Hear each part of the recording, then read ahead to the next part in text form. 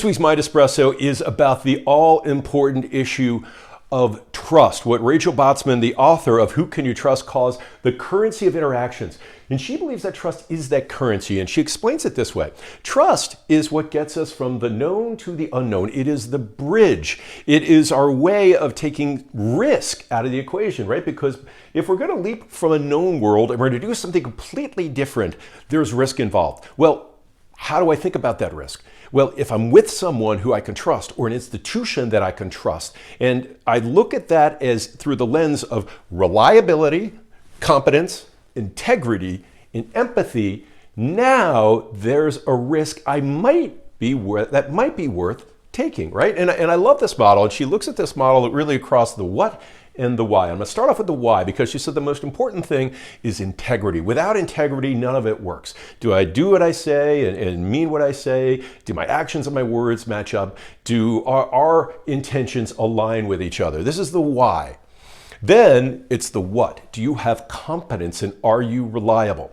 So if you have integrity, if you have competence, and you are reliable, I am likely to trust you if I can solve the fourth piece of that puzzle, which is empathy, or some people call benevolence, but it's the understanding of where I am, right? If I'm going to trust you, I have to know that you get me. And if I don't think you get me, why am I going to listen to you, even if you're competent, reliable, and you have integrity? Because you don't know where I'm coming from. You don't understand my situation.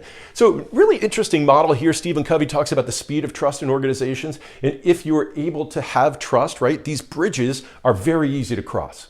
But if you don't have them in organizations or in your relationships, those bridges are tough, right? They're torrid, muddy waters, filled with rocks. And if you can't navigate trust in an organization, it just makes life harder, and it means you have to use other means, right? You have to use policy, you have to use accountability and checking in. You have to try to somehow bridge that gap that trust would otherwise bridge. And if you think about the speed with which organizations have to move now, trust has probably never been more important because we need to be able to jump into the unknown with confidence, right?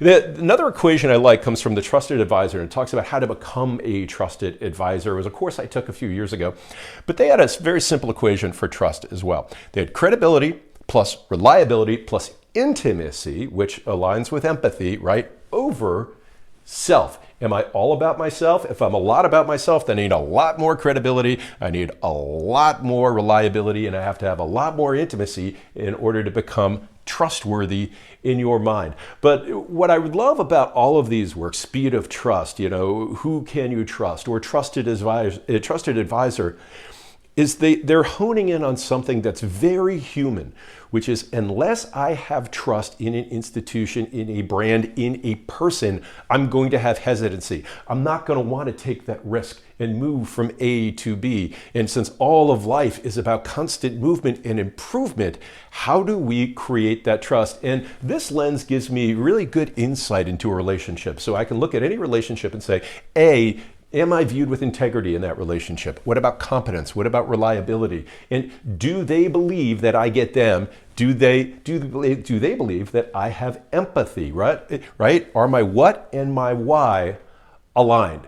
So the big take home here is anything you're trying to do in your life requires a great deal of trust, and trust, as many are trying to do, can be broken down into pieces. And so we can look at trust in our world and think, is this relationship that I want, either with people in my life or organizations, and how do I want to move forward? And maybe if you can establish a new level of trust, maybe you'll speed your growth from A to B into the future. And that is this week's MindEspresso.